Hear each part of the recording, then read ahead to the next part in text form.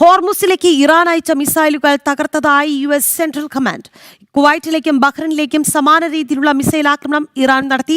7ഓളം മിസൈലുകളാണ് Iran തൊടുത്തത് എന്ന് central command അറിയിച്ചു. US 5ാം കപ്പൽപ്പടയുടെ ബഹ്റിനിലെ ആസ്ഥാനം ലക്ഷ്യമാക്കിയായിരുന്നു ഇറാൻ ആക്രമണം.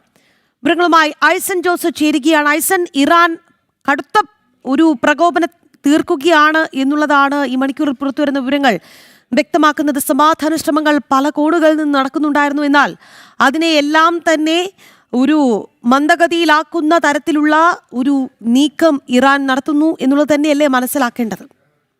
തീർച്ചയായും ഇപ്പോൾ നമുക്ക് ലഭ്യമാകുന്ന വിവരങ്ങളനുസരിച്ച് 3 ഇടങ്ങളിലേക്കാണ് അതിശക്തമായ ഒരു ആക്രമണം നടത്താനുള്ളൊരു നീക്കം ഇറാൻ്റെ ഭാഗത്തു നിന്നുണ്ടായത്. അത് ഹോർമുസ് കടലിടുക്കിലേക്ക് കൃത്യമായി ചില US നാവിക സംവിധാനങ്ങളെ ലക്ഷ്യം വെച്ചു എന്നാണ് മനസ്സിലാക്കാൻ സാധിക്കുന്നത്. അതുപോലെ തന്നെ കുവൈറ്റിലേക്കും ബഹ്റൈനിലേക്കും ആക്രമണം നടത്തി എന്നാണ് മനസ്സിലാക്കാൻ സാധിക്കുന്നത്. ഈ 2 ഇടങ്ങളിലും അമേരിക്കയുടെ സൈനിക സംവിധാനങ്ങളുണ്ട്. ബഹ്റൈനിലെ US 5ാം കപ്പൽപ്പടയുടെ ആസ്ഥാനത്തിന് നേരെയാണ് ആക്രമണം നടത്തിയത് എന്ന വിവരവും പുറത്തു വരുന്നുണ്ട്. 7 മിസൈലുകളാണ് ഇറാൻ തൊടുത്തത് എന്നാണ് മനസ്സിലാക്കാൻ സാധിക്കുന്നത്. അല്ലെങ്കിൽ US സെൻട്രൽ കമാൻഡിൻ്റെ ഔദ്യോഗികമായ വിവരങ്ങളിൽ നിന്നും നമുക്ക് മനസ്സിലാക്കാൻ സാധിക്കുന്നത് 7 മിസൈലുകൾ തൊടുത്തു എന്നാണ്. പക്ഷേ ഈ 7 മിസൈലുകളിൽ 6 എണ്ണം മാത്രമാണ് ലക്ഷ്യത്തിൻ്റെ അടുത്തെത്തിയത്. അവയെല്ലാം തന്നെ പ്രതിരോധ സേന തകർക്കുകയും ചെയ്തു എന്ന് US സെൻട്രൽ കമാൻഡ് അറിയിക്കുകയും ചെയ്യുന്നുണ്ട്.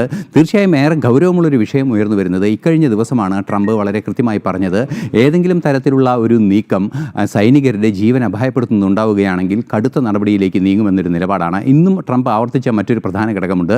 ആണവ സംവിധാനങ്ങളെല്ലാം തന്നെ നശിപ്പിക്കുന്നതിനും ഇല്ലാതാക്കുന്നതിനുമുള്ള നീക്കങ്ങൾ ഏത് വിധേനയും നടത്തുമെന്നാണ്. നേരത്തെ അതിൽ അദ്ദേഹം തന്നെ പറയുന്നത് അത് ധാരണകൾ, അതായത് കടലാസ് ധാരണകളുടെ ഭാഗമായോ അല്ലാതെയോ അത്തരം നീക്കങ്ങൾ നടത്തും, അത് വളരെ എളുപ്പമുള്ളൊരു കാര്യവുമാണ് എന്നും അദ്ദേഹം പറയുകയും ചെയ്തിരുന്നു. ഈ ഒരു സാഹചര്യം നിലനിൽക്കുമ്പോഴാണ് ഈ ആക്രമണം നടന്ന റിപ്പോർട്ടുകളും പുറത്തു വരുന്നത്.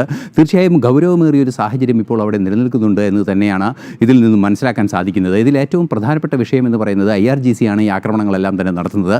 IRGCയുടെ എണ്ണ വിൽപ്പന, അതായത് ഇറാൻ്റെ എണ്ണ വിൽപ്പനയിലൂടെയാണ് ധനം IRGC സമ്പാദിക്കുന്നത്. ഹോർമുസിലെ ബ്ലോക്കേഡും അതുപോലത്തുള്ള സംവിധാനങ്ങളെല്ലാം തന്നെ നടത്തുകയും സ്വാഭാവികമായും കടുത്ത നടപടികളിലേക്ക് US നീങ്ങുകയും ചെയ്തതോടെ ഈ IRGCയുടെ വരുമാനം നിലയ്ക്കുന്ന അല്ലെങ്കിൽ എണ്ണ വിൽപ്പന നിലച്ചു പോകുന്ന ഒരു സാഹചര്യമുണ്ട്. ചില കപ്പലുകൾ തടയുകയും ചെയ്തിരുന്നു, ടാങ്കറുകളെല്ലാം തന്നെ തടയുകയും ചെയ്തിരുന്നു, ഇറാനിലെ പോർട്ടിലേക്ക് വന്നിരുന്ന ടാങ്കറുകൾ.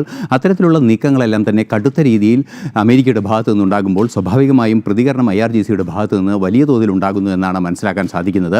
നിലവിലെ സാഹചര്യത്തിൽ കൂടുതൽ വിവരങ്ങൾ ലഭ്യമായിട്ടില്ല. ആൾനാശം ഉൾപ്പെടെയുള്ള വിഷയങ്ങളെ സംബന്ധിച്ച് ഇനിയും വിവരങ്ങൾ ലഭ്യമാകേണ്ടതുണ്ട്. 2 ദിവസം മുമ്പാണ് കുവൈറ്റിന് നേരെ ഒരു ആക്രമണം ഉണ്ടാവുകയും ഒരു ഭാരതീയൻ ഉൾപ്പെടെ കൊല്ലപ്പെടുകയും ചെയ്ത സാഹചര്യമുണ്ടായത്. അത്തരത്തിൽ വലിയ പ്രശ്നങ്ങൾ ഈ വിഷയത്തിൽ ഉണ്ടാക്കി വയ്ക്കുന്ന ഒരു സാഹചര്യമുണ്ട്. അത് US പ്രതിരോധ സംവിധാനങ്ങളെ ബഹ്റൈനിലും കുവൈറ്റിലും ഒക്കെയുള്ള സംവിധാനങ്ങളെയാണ് ലക്ഷ്യമിടുന്നതെങ്കിലും സാധാരണക്കാരെയും അത് ബാധിക്കുന്ന സാഹചര്യം 2 ദിവസം മുമ്പ് ഉണ്ടാവുകയും ചെയ്തു. നിലവിലെ സാഹചര്യത്തിൽ ഇറാൻ ചെയ്യുന്ന പ്രവൃത്തികൾ, IRGCയുടെ പ്രവൃത്തികൾ അതീവ ഗുരുതരമേറിയ അപകടകരമായ ചില കാര്യങ്ങളാണ് എന്നാണ് മനസ്സിലാക്കാൻ സാധിക്കുന്നത്. എന്തായാലും പ്രകോപനം തുടരുകയാണ്. ഇറാൻ സമാധാന ശ്രമങ്ങൾക്ക് തിരിച്ചടി ഏൽക്കുന്നു എന്നുള്ളത് തന്നെയാണ്. ഹോർമുസിലേക്ക് മിസൈൽ അയച്ചു ഇറാൻ. എന്തായാലും മിസൈലുകൾ അമേരിക്ക തകർത്തിട്ടുണ്ട് എന്നുള്ളതാണ് ലഭിക്കുന്ന വിവരം. ഐസൻ ജോസാണ് വാർത്തയുടെ അപ്ഡേറ്റ് നൽകിയത്.